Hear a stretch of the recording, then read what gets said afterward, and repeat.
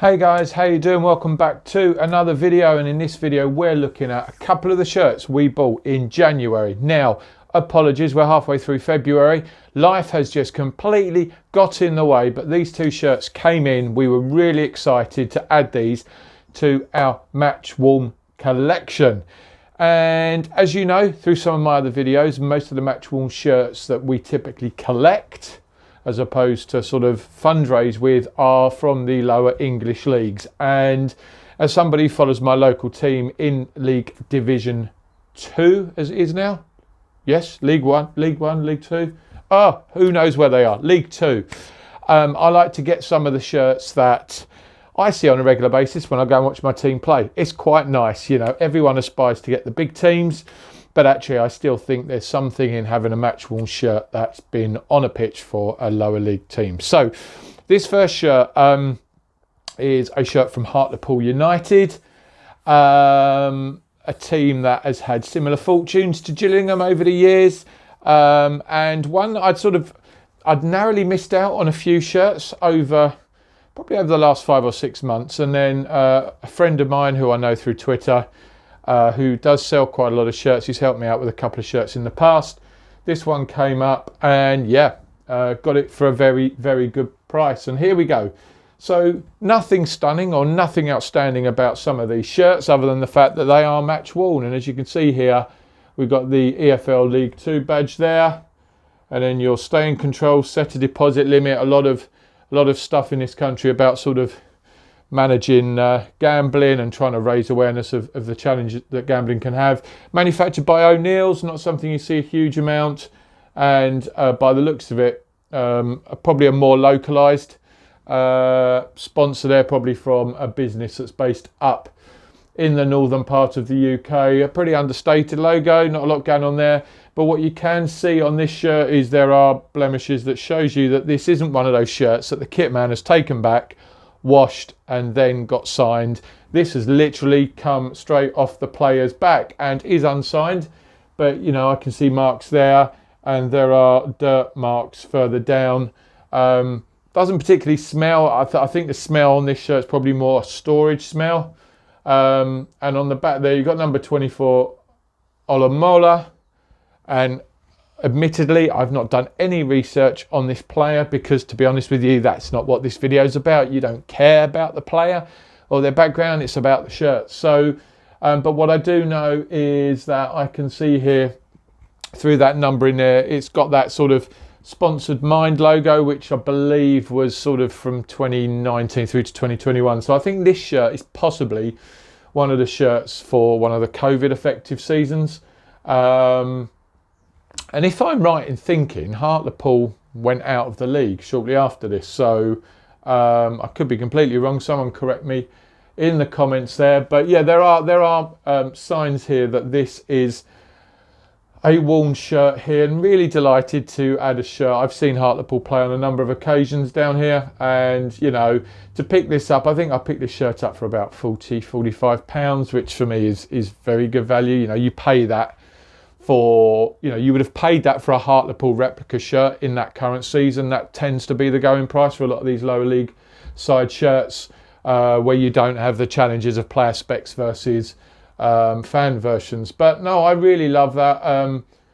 That red's slightly more challenging to see coming out of the blue and white there. Maybe black, or you know, would have been a bit better there. But number 24, love that shirt, brilliant. Really pleased to add that one to the collection. Now I'm going to take that coat hanger off because the second shirt we got is from our good friends over at matchwornshirt.com. Now I'm going to start, and I'll probably come to regret this further down the line, but this is potentially the last shirt I'm going to buy through matchwornshirt.com. Now, some of you may well swear, you know, these are the go-to people because it comes with a huge authenticity. They're a huge company. They work with a number of clubs, and I get all that. Now, my ethos or my attitude with Matchworn Shirt has always been to try and buy their shirts at the very base of what their products go for.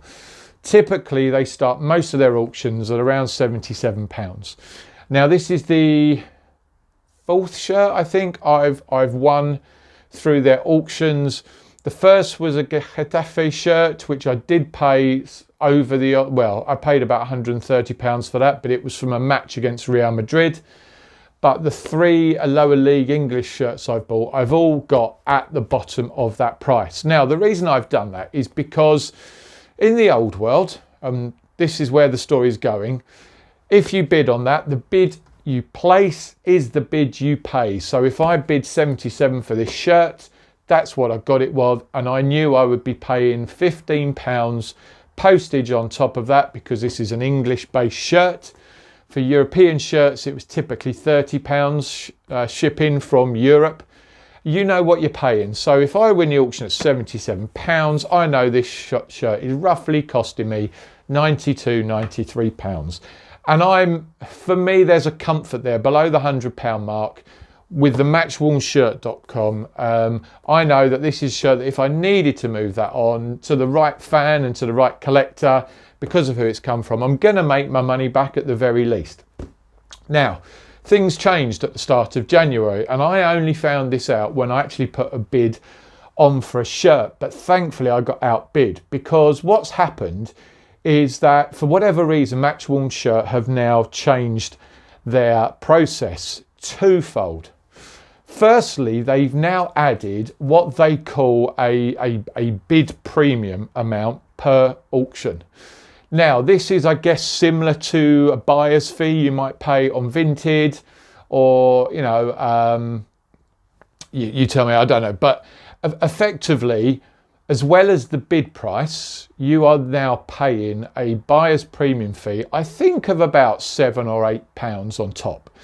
So let's put that into context. £77, I'm automatically then putting that £7 charge on top of this, okay? Now, I don't have a problem with that. I don't have a problem because there's full disclosure up front that there is this fee, and I'm in control of that purchase decision. Where I have the problem is their rationale for now adding this premium fee. Now, their rationale says this is to cover the extensive authentication we have to do to verify the source of these shirts. Now, let's just hold on for 1 minute, because Matchworn Shirt's model is that they approach the football club and they do a deal with the football club to sell these shirts and auction them, with the underlying objective of the proceeds of those sales funding that chosen club's foundation or charity of choice. Yes, I am absolutely aware that Matchworn Shirt will be taking a commission, and that will be something that they are agreeing with the club. So, for example, if they're doing a deal with the team in this box, you know, they would say, you know, we want to do a deal of X number of shirts over a year, and for each shirt, maybe they take a percentage of the profit. So they take off certain fees, and then they'll say, we'll take a percentage and then you get the remainder. That's fine. But if the shirt's coming from the club, where does the extensive authentication come in? I just don't get that. It feels like they've seen an opportunity to make more money, and now they've said, we're shifting X number of shirts a week, we're going to add another £7 on, because that's pure profit in our shirt. And that's where I've got a slight issue, is their rationale for suddenly adding this in. The other thing they've done as well, and okay, this is less of a bug for me, is in the old world, if I look back at the invoice for this, my £77 is inclusive of VAT. Gross, it's a gross cost. So my invoice breaks that down and shows the net cost of the shirt, plus here in the UK, the 20% VAT, to give it the £77. What Matchworn Shirt have now done is they have now decided that all bid prices will be net of VAT. So on top of your bid amount, you will pay an extra 20%. Not only that, they're also applying that 20% to the shipping charge. So let's take that same shirt, £77, I win it. We now need to pay 20%, another £14 on top of that 77. We then need to pay the £15 shipping plus the £20 VAT. So that's another £3 plus the new buyer's fee. So this shirt that historically would have cost me £91, £92 is now costing me nearly £120. That's a significant increase on what I was ordinarily paying. So the minute these bids go above £100, you're looking at £140, £150, and I just can't stomach that. I'm not saying that the clubs or the charity or the foundation should miss out because of the way VAT is calculated, but it feels like a double whammy. It's not just we're going to change the model for it to be net, we're going to throw in a buyer's premium. And I don't know whether that's matchwornshirt.com trying to cover some costs. But anyway, let me know what you think in the comments. But it's going to have to be a pretty damn good shirt for me to go back to these guys. So this was the last one on the old model. This shirt cost me £77. And it's a shirt that I really like because it's a relatively local club to me. And it is, there you go, Charlton Athletic. And Charlton Athletic, South London, if you know your geography. This is their away shirt from this season. And I believe it was their Boxing Day shirt this season. Possibly against Leyton Orient, I think. You've got the League One badge there. No badge on this side, but what I can tell automatically is there is a nice whiff to this shirt. So absolutely no disputing the authenticity of this one. And it's in way number 32 on the back there. You got the British Red Cross number there and that University of Greenwich logo there. But what I love about these shirts and of matchwornshirt.com is you can pin a shirt down to a game. And quite often, like in the case of this Hartlepool shirt, that shirt's probably been worn on a number of occasions by the players, been washed, reused. A lot of these lower clubs don't have the budgets, and sometimes they'll repurpose, take old badges off, put the cut badges on. But obviously this shirt was printed up and match worn in that Boxing Day game, and then immediately these, I mean, they weren't even washed, was sent. This is signed. It is signed up there, so the players have signed these shirts and they've gone off to matchwornshirt.com. So I know this has only been worn once, but as I say, I can smell that there. That needs a little bit of Febreze to soften the blow.